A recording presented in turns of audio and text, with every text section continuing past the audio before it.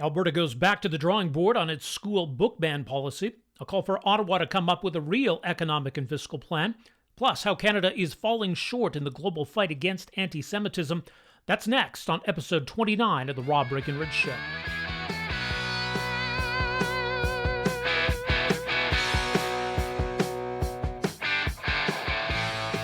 All right, welcome aboard, friends. This is the Rob Breakenridge Show. Thank you so much for joining us. A lot to get to in this episode of the podcast. Later on, we'll be joined by Don Drummond, former chief economist at TD Bank. He's with the Howe Institute and Queen's University School of Policy Studies. We'll talk about the need for a real fiscal and economic plan for Canada right now in light of the crisis we are facing. Don Drummond says what we need is a real focus, especially on competitiveness and productivity. We'll hear from him coming up later in the program. Also, internationally renowned human rights lawyer David Matas. We're going to talk about anti-Semitism. He's written a new report for the Macdonald-Laurier Institute, warning that Canada is falling short in the global fight against anti-Semitism, where Canada could make a real difference if it was committed to it. We'll get to that later as well. But let's begin the podcast with a story in Alberta that dominated the headlines last week and made national and international headlines as well, what became the story known as Alberta's school book ban. Now, the Alberta government has bristled at the idea that this is a book ban, but it's certainly Alberta's attempts to get books and other materials out of schools, out of school libraries, out of the classroom that it considers to be inappropriate. Now, this whole controversy began when the Alberta government called attention to the presence of 4 different graphic novels in various schools around Alberta. Now, as it turns out, these schools were primarily or exclusively in Edmonton and Calgary and were mostly high schools. These graphic novels did have what the Alberta government certainly considered to be, and I think others could reasonably agree, some graphic images of a sexual nature. And are these appropriate in schools at all? Certainly not appropriate for younger grades, but do they belong in any school anywhere at all? And I think there's a reasonable conversation to be had. But the Alberta government's attempt to deal with that turned into an enormous fiasco because the standards they came up with made no distinction between graphic images and written words. So the Alberta government sent out a ministerial order that all school boards had until October to remove explicit sexual content. The problem was, again, that it made no distinction between images and words, even though the Alberta government keeps saying that this was supposed to be about graphic images. So when we learned of the 200 books that had been pulled in the Edmonton Public School Board, well, this turned into a huge controversy. Because the Edmonton Public School Board did as it was told. They took the government's criteria, they went through the materials, and they pulled books. But they pulled some classics, like Brave New World, like The Handmaid's Tale, like Atlas Shrugged, a personal favorite of Danielle Smith's. And so it turned into a real embarrassment for the government. Now, they tried to blame the school board for this, but again, the school board was doing what the Alberta government told them to do. So the idea that they were overreaching, or as the Premier suggested, viciously complying with the ministerial order is a weird way to interpret the fact that they were correctly following the ministerial order. And if the problem was useless and pointless book bans, then that was the problem of the government's own standards. Again, standards that made no distinction between words and images, that made no distinction in terms of what books were to be banned or pulled altogether between, grade 1 and grade 12. So yes, by the letter of the law, as it were, these books were to have been pulled. So the egg was on the Alberta government's face. And they realized it relatively quickly, despite lashing out at the Edmonton Public School Board and others. They paused the policy. In fact, Alberta's premier said that it was going to be paused for a matter of hours while they revised it. So hours turned into days. It was actually last Friday, the 5th of September, that the Alberta government had originally planned on releasing the updated standard. And that got canceled at the last minute. Fast forward now to Monday, the 8th of September, and the new standard has finally been released. The Alberta government says they're clarifying things, but it's a pretty significant overhaul because now the focus is probably where it should have been all along on graphic images of a sexual nature, and making the obvious distinction that should have been there from the beginning between images and words.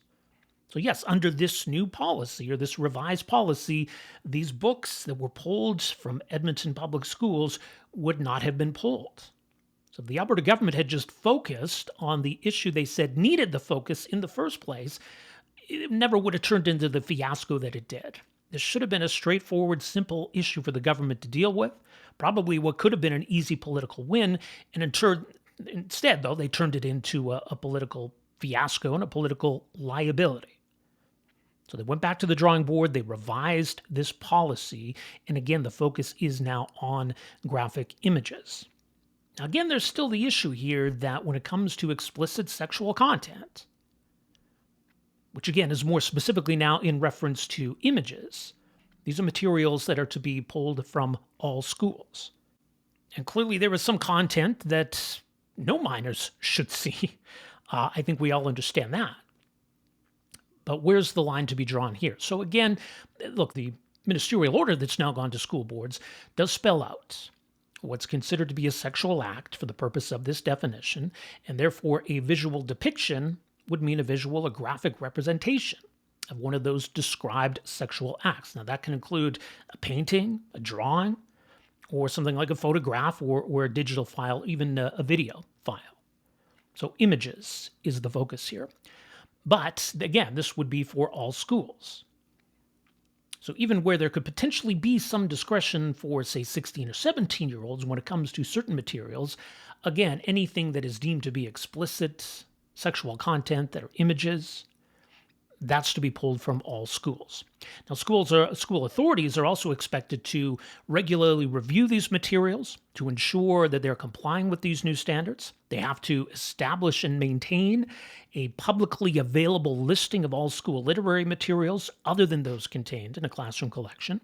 The school authority must ensure that parents of children or students who have access to a classroom collection are informed of the material or the library materials, the literary materials contained specifically in the classroom collection. So now they've got until October 31st to provide the minister with a list of any school literary materials that they intend to remove from schools. And there's another deadline of January 5th, 2026, with regard to having publicly available policies and procedures related to all of these materials. So again, if this is what the Alberta government had come out with in May or July, various points in this controversy, it wouldn't have turned into the mess that it did. And it's also important to note, as we talked about in the last podcast, it's not as though there was not a process in the first place to review materials that went into libraries or classrooms, or as though there wasn't a policy in place that allowed for certain books or materials to be challenged. Like the idea that this was some kind of free-for-all is just not accurate, or that there was no recourse in the past to deal with certain materials. That's not accurate either. The Alberta government wants more say. The Alberta government wants some clear standards. And look, they have jurisdiction over education. They're certainly entitled to do so. So we'll see how this now works in practice and what these lists look like when it comes to banned material for school libraries or even for classrooms. I would imagine that these will be much shorter lists than what we saw previously. And what about the reaction from some of these groups that were pushing Alberta to pull some of these books in the first place? Does this go as far as they wanted it to go? Because some of these books that the Alberta government now claims it didn't really want banned, well, they've been challenged elsewhere, and there are some groups out there who did want or do want some of these other books pulled from schools and classrooms. So we'll see what the reaction is, how school boards are able to implement this, how it's all done, and what the reaction is as well. Look, I mean, it's possible this whole issue goes away now or it just becomes very quiet in the background now, but that kind of flies in the face of why the government made such a big deal of this in the first place. They were really trying to call attention to this issue. So maybe the fact that they would like this to go away is kind of an indication of how much this whole thing was screwed up. But the other part of it is, a few months down the road, and we see the list that these school boards are coming back with, and, these lists are empty or virtually empty. I think a lot of people are going to wonder, well, what was the point of all of this in the first place? So that's where things stand as of now. The Alberta government has gone back to the drawing board, overhauled this ministerial order, and we'll see what comes of all of this from here. All right, coming up in just a moment, we're going to talk about some of the big fiscal and economic challenges Canada is facing. Of course, we've got a federal government that's facing a lot of pressure, dealing with a really serious situation. We saw last week some hints of the industrial strategy. Some announcements we're told are coming soon under this whole new major projects office. And then, of course, there's a budget coming.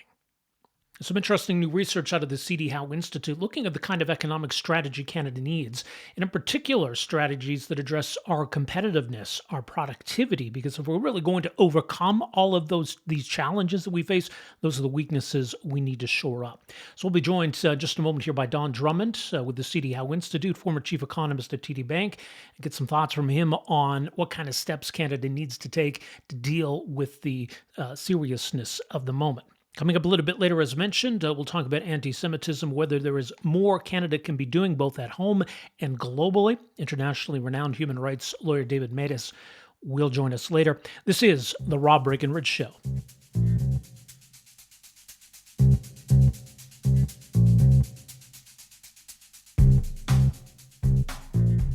Well, of course, it's no secret that Canada is facing some pretty serious economic challenges right now. We've got a federal government set to table a budget in addition to some big policy announcements with regard to major projects and industrial strategy. But some interesting new research out of the Howe Institute suggests that Canada needs a new economic and fiscal model. Joining us for more, very pleased to welcome to the program here, Don Drummond, fellow in residence at the Howe Institute, former chief economist at TD Bank. He's also a fellow and adjunct professor at the School of Policy Studies at Queen's University. Don, so great to have you with us here. No, thank you very much. So let's talk about the landscape first of all. We think back over the last couple of decades. I mean, Canada's faced some big challenges with the Great Recession, pandemic, and other examples. But what's unique about this moment, do you think? Well, I think in addition to the cycles that you mentioned, and there's been some really bad ones, a big recession in the early 80s, another recession in the beginning of the 90s, the fiscal crisis mid-1990s, the financial crisis, the pandemic, they went on and on. But throughout that whole period, there was a gradual but dangerous slide. And I think that became less obvious. It wasn't clear that we had gone over a cliff, but we're kind of pretty close to the precipice for a long time. And if you look at a simple measure, like gross domestic product per capita relative to other countries, we used to be well above the average of all the developed countries. We're now down at the average. If you look at a key measure like our productivity, how much do we produce per hour worked? We had the third highest level of productivity within the 24 wealthy nations of the world, the OECD, when it started in the early 1960s, and we're in the middle of the group. And the OECD's projected the way we're going to be well below the average over the next couple of decades. So that's been playing out for quite some time. And that's been hurting, in technical terms, our gross domestic product. But obviously, it's been hurting the amount of income we have. And people complain they don't feel they're better off than they were, or better off than their parents were. They don't feel their wages are keeping up with inflation. All the above is true. And that in part relates to that underlying weakness. Now it's even more serious because we're facing this proposition. We have to change our economy to lessen the reliance about the United States. We have to take on countries around the rest of the world, but we have to do that from a non-competitive, non-productive position. So all this old baggage we've carried around for a long time suddenly feels a lot heavier than it was even before. In terms of where we're at, I mean, we talk about this as a looming crisis, but we see the jobless numbers, the GDP numbers. Kind of feels like we're in the midst of it right now. Well, I don't pay a lot of attention to the really short term because that's going to be pretty bad. But Sure. I look out, where are we going to be in 5 or 10 years? And that might not be a good position. I mean, just take the tariff threat itself, the proposition, okay, we're going to have to build up a stronger domestic economy, but that means that we have to be more competitive than the countries we import from. And we're not at the moment. The prime minister's second strand is create excellence. Well, that requires strong universities and colleges. Almost all of our universities, in particular, are teetering on bankruptcy. They've had flat government funds. They've had, in the case of Ontario, tuition freeze. Now they've got the loss of revenue from foreign students, so they're in deep trouble. And it's retool businesses. Well, the average worker in Canada is 41 cents of machinery equipment to work with as the average worker in the United States. How are we going to be competitive with the US to enter the European market, the Southeast Asian market, and then diversified export to other countries. Well, unfortunately, no other country is saying we'd love to really do trade business with Canada. It's a cold, hard business. We'll buy Yeah. your product if it's a high quality and it's a low price. But again, that requires productivity. And it's not, does Europe stand there desperately wanting, needing our cars? Not really. They produce fine cars themselves. So it's not an easy market. And of the 10 models of cars that we make in Canada, they're pretty big. We make a lot of trucks. And the Europeans don't seem to be too taken with the idea of driving big trucks in Yeah. congested urban areas. So, and then, okay, China's a huge market. They shut us out of canola effectively because they don't like something Yeah. you do.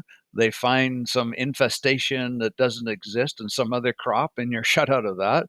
India can be kind of hostile. And then you look at all the other countries, Vietnam, and look at even adjusted for exchange rates, how low their wage rates are, and their productivity is closing along with us. So it's just a hard nut to crack, and it's the same thing about the tree. The best time to have planted the tree was 20 years ago. We should have fixed these all other problems, got rid of Yeah. domestic trade barriers, got rid of the weak productivity problem 20 years ago. We didn't.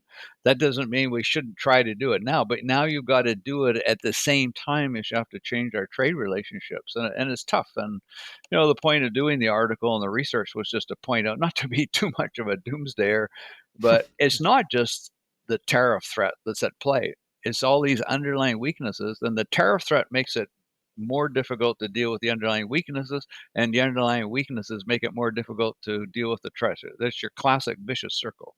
Yeah. Oh, no. Yeah. No kidding.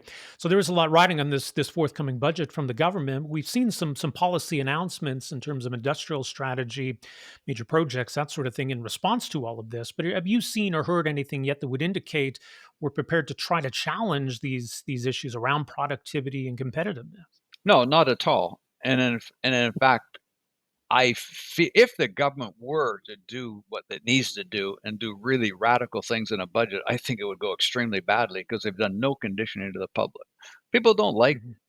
changes to the status quo. They don't like surprises. If you were going to do something, you'd have to start earlier. And let's rewind to the 1980s, the shock of the free trade agreement in 1989. Well, that was preceded by a royal commission, 1983 to 1985, a Department of Finance discussion paper in 1984, and the November 1988 election was pretty much around the singular issue of trade. This doesn't come as a surprise to Canadians, whether they liked it or not, and a lot didn't like it. It wasn't pulled out of a bag and surprised to them. So now we're going to have, basically, if we're going to have big policy changes, it's going to be by decree of the government. That's what a budget would be. Yeah. Or I think what is more likely is we'll continue to see some minor tweaks here and there. And they won't rock the boat, but it won't really get at the underlying problems. So what do we need? And I guess looking to the budget specifically, what would give you some indication that the government is serious about tackling these issues? What would you be looking for? Well, first of all, it wouldn't just be the lip service to removing domestic trade barriers. And the federal government, and they're all doing high fives. They've done something. We've got an agreement on wine between Alberta and British Yeah. Columbia. We've got an agreement on some products in Atlantic Canada. The federal government has removed a few of the barriers. We still don't have free trade in labor. We've got different provinces having different certification programs. Transportation has still got barriers across provincial barriers. It just goes on and on. So we would finally, we've tried to strive to have free trade agreements around the world, and we're not even close to have one ourselves. We would change our method of taxation. Except for the United States, we rely far more on corporate and personal income taxes and less on goods and services taxes than other countries, and yet the income taxes are more harmful. We would have to reestablish a competitive advantage in corporate income taxes. We'd have to do something really jarring to encourage his business to invest. And you look how weak the business investment is. But would you, either as a domestic business or a foreign business, want to invest in Canada right now? Because Right. more likely than not, the success of your investment would be dependent upon access to the US market. And you'd have to think that that's in jeopardy. So it would take something really quite fundamental to change that. And of course, you just add on, we've already got a net debt to GDP ratio of over 40%, and we just saw another couple of billions the other day. So you'd have to change the tax system. We would have to get rid of this notion we give far preferential treatment to small businesses over large businesses. Of course, you want small business. They have to start small business, but we have to do more to encourage them to grow. And we have, and this has to involve the provinces as well, we have to restore the strength of our post secondary education. It has to, as the Prime Minister's office said, it has to create that excellence. But we rely double the extent of other developed countries on research from universities. And that's in part because our business sector does such like research. But the real level of funding for university based research is the lowest it's been in 25 years. Yeah. Now, it's not all negative. There's opportunities, and I'll just pick up that last one. There's a lot of scientists, academics you like it, high skilled people who aren't too pleased to be in the United States. How would you feel to be in Harvard and Cornell and Stanford and taking all your funding away and told exactly what you can say and you can't say? We could pick up that. The United States, ironically, had become a leader in clean growth around the world, and they're decided we don't like that. We don't want anything to do with that. We want to go back to a fossil-based era. Well, there's an opportunity to pick that up. So it's not all negative, but again, we have to do phenomenal things. There was an article in the major newspaper a couple of days expressing surprise we weren't picking up more of the high-level scientists and academics from the United States. The person who wrote that has no idea how the model works. Somebody who's a high level scientist in the United States doesn't operate as an individual. They got a team of 5 to 10 research assistants, all paid for them, and they got big contracts, often from the federal government. It's a package deal you have to offer. So again, we have to think differently. And we don't have the luxury of 6 years of planning for this the way we did with free trade agreement and NAFTA. But I think we have to involve the public much more. The public has to be aware of what the challenges are. They have to be aware of what the possible solutions are, and then they have to input to that all over a very compressed time period.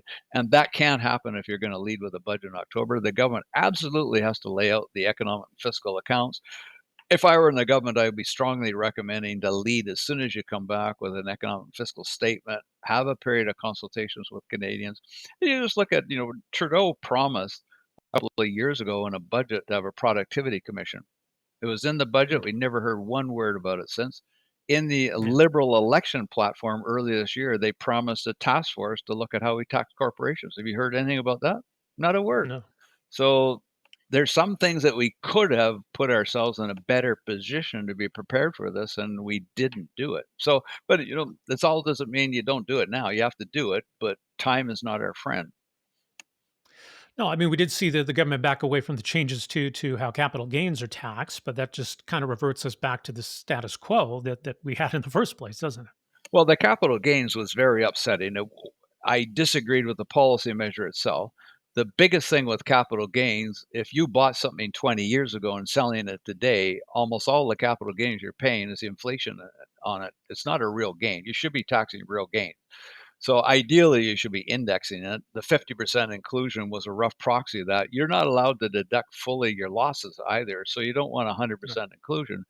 But the way it was designed, it was like a silly populist measure to say we like you hate rich people and with no good reason we're going to hurt them and make them suffer. So why did they give 2 months to deal with it before it took effect? Well, they just wanted to hurt people. And if you owned a publicly traded share, you were okay. But what if you owned a property? What if you own private shares? You can't divest them in 2 months. And the only reason they gave that tight deadline is because they wanted to get a revenue windfall because they promised the deficit was going to be below 40, and clearly it wasn't. So it was Yeah. just handled so badly. They could have, for example, just allowed you a deemed position. You own a stock in it. You bought it at 100. It's now 200. They could have said you don't have to sell this, but you have to pay the capital gains from the 100 to 200, but keep your stock. Why are we telling people what they need to sell? That's one of the exemption of home heating from the GST, and then that were for me the tangible policy signs that government had lost it, and they become really desperate, and they're just doing bad policy in the interest of being populist, and they got what they deserve. It didn't win them any favors. That's the interesting thing about No. bad policy that tries to get curry favor. It doesn't usually work.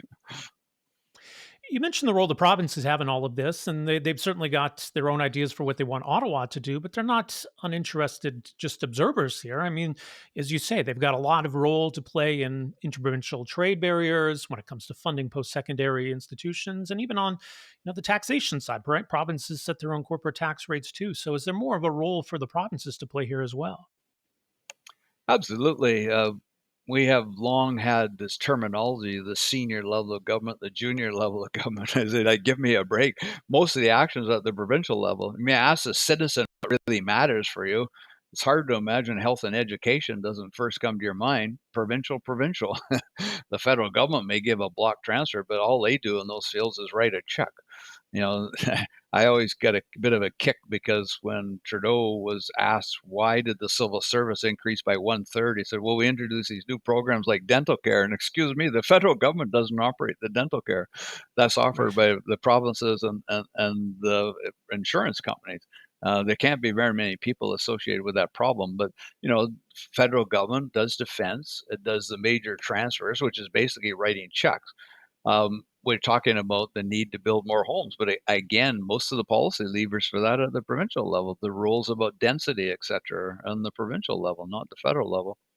So we need to involve the provinces a lot more, and it can't be this kind of subservient relationship that they've had before. But on the other hand, if you look at the agenda for the Council of the Federation, which is the gathering of the provinces and territories without the federal government, almost all of it is just a complaining session about the federal government. I mean, if you want to be mature and take the lead in policy, take it. That's my view. Yeah. Don't act like you're under the thumb of the federal government. You mentioned the deficits the federal government has been running as of late. They've been considerable, and part of that was linked to the pandemic, obviously. But we I think we're still in a situation where we can't just ignore the impact of deficits and debt as much as we're going to see. I think some substantial deficits as the government tries to address this whole situation. Is that a concern? Is that something the government needs to be careful with? The reason people like me preach that you want to be in fiscal situation is so you have the flexibility to deal with the crises. And there Yeah, will always will be a crisis. yeah, I can't tell you beyond this tariff what the next one will be, but you just have to look back in history. If there's always been one in history, why would your assumption be there's not going to be one in the future? right, When we got hit with the financial crisis, we weren't in bad financial shape, and it allowed the government to temporarily massively increase spending. And we weren't in that bad financial shape when the pandemic came, and that gave us a flexibility to deal with it. We don't have that flexibility now. right. We should have a debt GDP ratio somewhere in the 20%, but we're over 40%. And on top of that, we got the enormous pressure of taking defense spending to 5% of GDP with no source of funding identified. Not to mention the aging of the population, what that's going to do to pension payments, or for the provinces, what it's going to do to healthcare payments. So it just chokes off your various different options to deal with things, to change policy, and it certainly ties your hand when you have to deal with a crisis, and there will always be a crisis. So even if we see a situation where the courts strike down the bulk of Trump's tariffs, or we're able to salvage KUSMA through renegotiations, does that necessarily mean that it's crisis averted? Well, first of all, I try to suppress any inclination I would have expressing pleasure that the courts are giving a hard time, Mhm. because all they're basically saying is the president didn't have the right to do it. It has to come through Congress. Well, Congress has demonstrated they will do everything and anything the president Yeah, wants. So that's maybe a delay, but that would get rubber stamped. If I would be delighted if we came out with a reasonable basis that a renegotiation of Kuzma. I think life would be way better if we did. But again, you seeing what's happening in the world, you really can't attach a high probability to that. It's pretty clear they view a de minimis tariff barrier of 10 to 15% with higher barriers and selective yeah. views. I don't know why they would carve out for Canada. I wish they would. Obviously, we should try for that, but that sounds a little bit never land to think that that's going to land. Yeah, I think so. Well, we'll see what awaits us in the weeks ahead. Much more is mentioned, cdhow.org. Don Drummond, appreciate the insight. Thank you so much for joining us here. You're welcome. Once again, that was Don Drummond, fellow in residence of the C.D. Howe Institute, also with Queen's University School of Policy Studies, former chief economist at TD Bank, and a good overview of what Canada's facing right now and what kind of an approach we need from the federal government. I guess we'll see in the upcoming budget whether we get that. As Don Drummond says, we haven't really seen any indication the government's prepared to take the kind of steps that are needed right now to really address the underlying weakness in the Canadian economy, right? It's one thing to bail out this sector, bail out that sector, sort of steer government procurement in a certain direction. But what about really trying to actually bolster the economy? And there's roles for provinces to play too, I think, as Don Drummond mentioned. So we'll look to see if they take the lead or attempt to take the lead on any of this. All right, coming up in just a moment, an important conversation about the global scourge of anti Semitism and something we're seeing rear its ugly head here in Canada. Conversation coming up with David Matas, who's an international human rights lawyer, very highly regarded. In fact, he was the subject of a documentary a couple of years ago called The Justice Hunter, which examined his decades-long struggle for human rights and justice. He's written a new paper for the Macdonald-Laurier Institute. It's called The Cost of Silence, How Canada is Falling Short in the Global Fight Against Anti-Semitism. We'll get into that conversation in just a moment. You're listening to The Rob Breakenridge Show.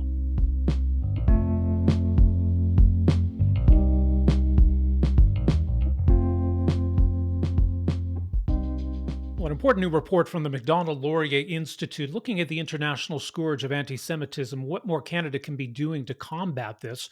It's called The Cost of Silence, How Canada is Falling Short in the Global Fight Against Anti-Semitism.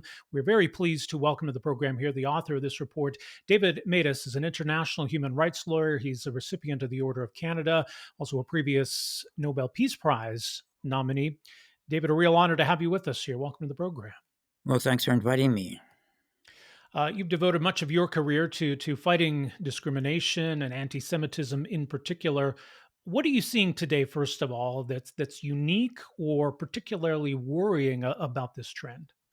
Well, on an international basis, which is what this Macdonald-Laurier Institute publication dealt with, there has been historically a ganging up on Israel at the Human Rights Council and at the General Assembly and in many other components of the UN. And what we've seen with the Hamas-Israel conflict is an acceleration of that, a much greater use of the international instances to attempt to delegitimize the existence of the State of Israel.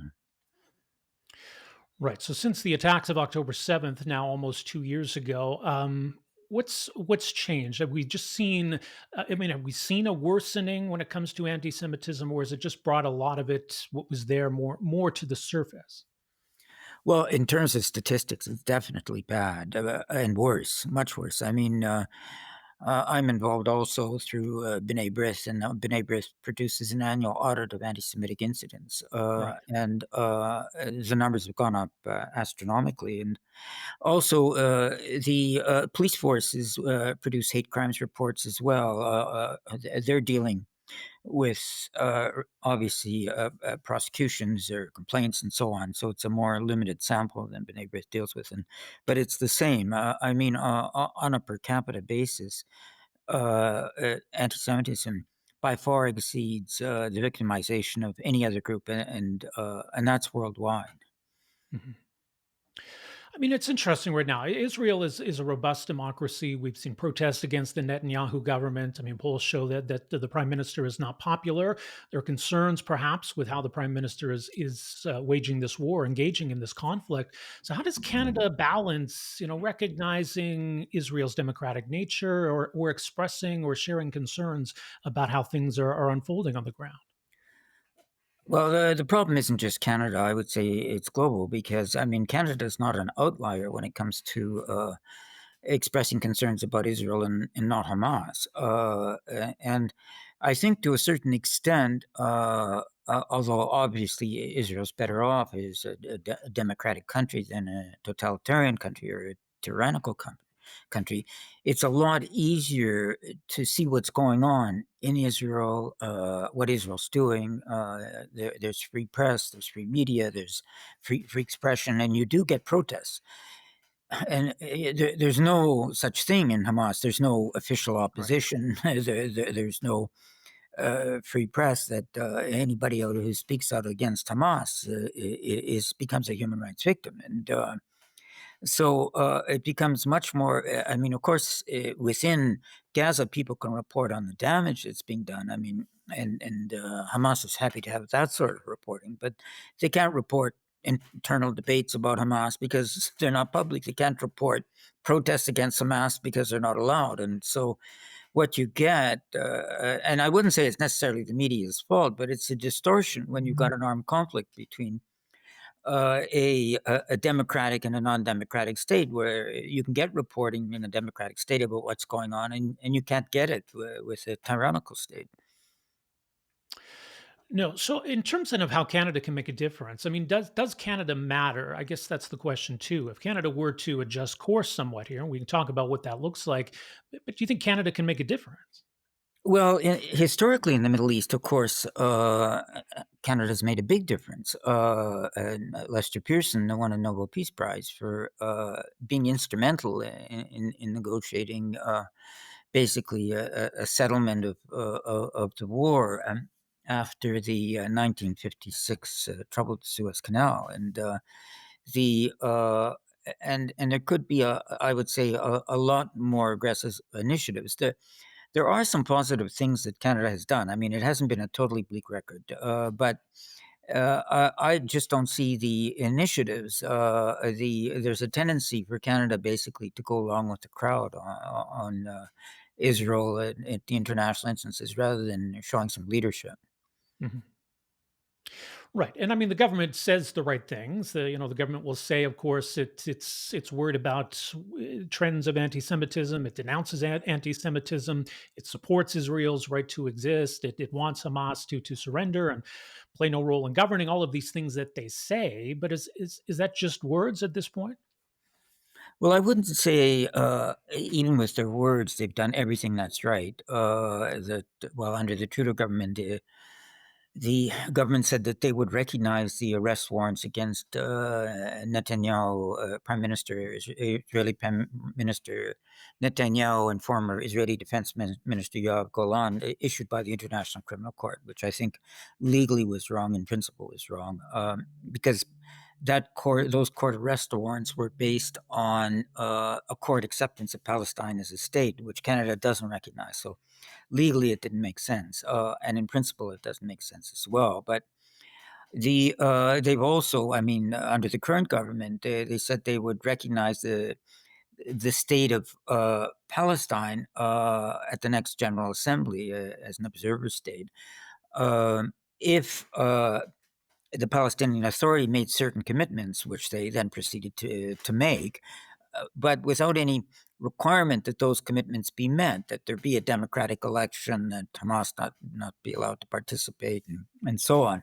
So it's going ahead on the basis of words rather than deeds, and that I think was wrong too.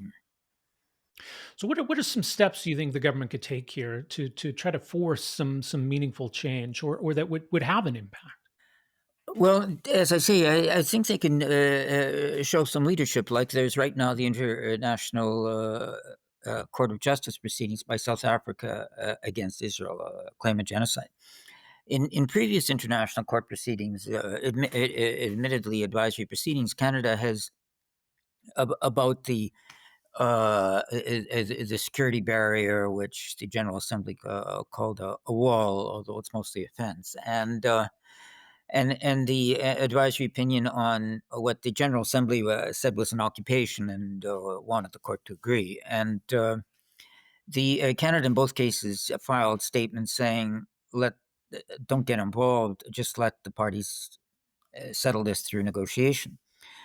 But they didn't do that with the South African initiative, and they should, in my view. I mean, I mean, it's something very easy to do. It's just consistent with their past statements.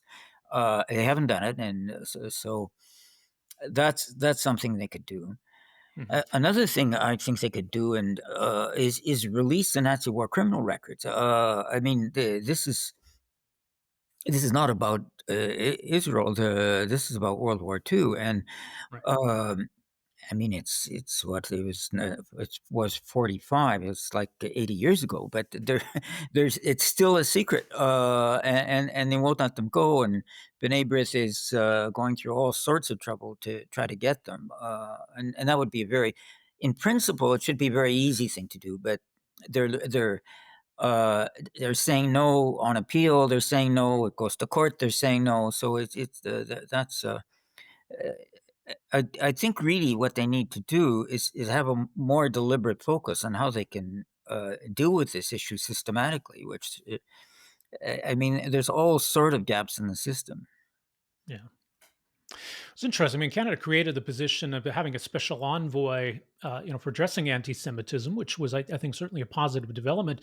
Deborah Lyons has recently left that position, and I think maybe some concern that she's left, and there's the absence now of a strong voice, and we haven't yet filled, that position. We haven't replaced her in that position. I mean, so is that something that the government needs to address, or what kind of leadership can we further see on the home front here?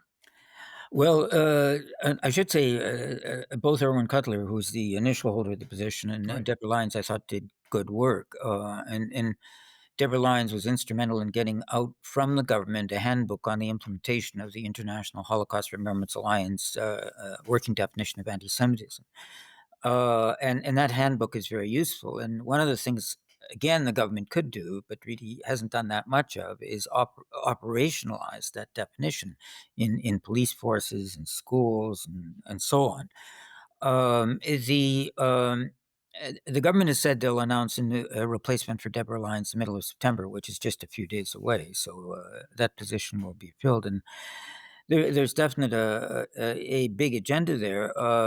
But it's also a big problem. I don't think leaving it to the envoy alone is going to solve the problem. I think that, I mean, this is on a per capita basis the number one discrimination problem, racist problem, the hate problem we've got in Canada, and there needs to be a priority given to it, commensurate with the gravity of the harm. Right, and certainly we want to see peace with regard to this conflict, and hopefully things are headed in that direction. But maybe peace alone isn't going to address this overall problem. But as it pertains to Israel, these international agencies and bodies that you talk about, it's really more about, I guess, that double standard, right? Where Israel is singled out or Israel is held to a different standard that fuels this problem. Well, indeed. I mean, you can certainly. I mean, that's part of the International Holocaust Remembrance Alliance definition of anti-Semitism. They give examples, and one of them is holding up Israel to a double standard, and that is evidently true. I mean, if you look at the Human Rights Council, the only rapporteur with an indefinite mandate is one dealing with Israel. The only investigative body with an indefinite mandate is one dealing with Israel. There's more special sessions on Israel than any other country. There's more resolutions on Israel than any other country. There's a special agenda item at the Human Rights Council devoted to Israel, and there's no other country that has a special agenda item. I mean, it's just blatantly obvious that I mean, when the Human Rights Council started, because it was replaced in the Human Rights Commission, the only country they addressed was Israel. Eventually, they started addressing others, but I mean, it's just this. I mean, it's calling it a double standard somehow minimizes the problem because it's more than just twice as much. It's multiple times as much. Indeed. Well, much more is mentioned. The paper is called The Cost of Silence: How Canada is Falling Short in the Global Fight Against Anti-Semitism. Much more at macdonaldlaurier.ca. David, really appreciate your insight and leadership on this issue. Thank you so much for making some time for us here today. Again, I appreciate your asking me these questions and giving me the opportunity to talk about them. All right. Well, our thanks once again to international human rights lawyer David Matas. Also, thanks to Don Drummond at the C.D. Howe Institute. That's where we will leave it for this episode of the Rob Breakenridge Show. Don't forget, coming up on Wednesday, a new episode of The Line Alberta featuring a conversation with Corey Hogan, an interesting conversation with Calgary's only Liberal member of Parliament, talking about the election, talking about now the role and responsibility he has as one of only the two Liberal MPs in all of Alberta, but also as Parliamentary Secretary to the Minister of Energy. So, wide-ranging conversation with Corey Hogan coming up Wednesday. You can find that at alberta.readtheline.ca. Of course, you can find us as well, robbreakenridge.ca. We'll have another episode of the Rob Breakenridge Show for you coming up on Friday. Conversation about the temporary foreign workers programs. The Conservative Party is calling on the federal government to scrap the temporary foreign workers program. This comes amid surging unemployment, especially among young people in this country. So I think it's an area where the government's really vulnerable, right? Both in terms of the unease people are seeing around jobless numbers and just the overall concern that the government has really mismanaged the whole immigration file. So we'll have more on that coming up on Friday's episode of The Rob Breakenridge Show. Thanks so much for joining us here. We'll talk to you later this week. Take care.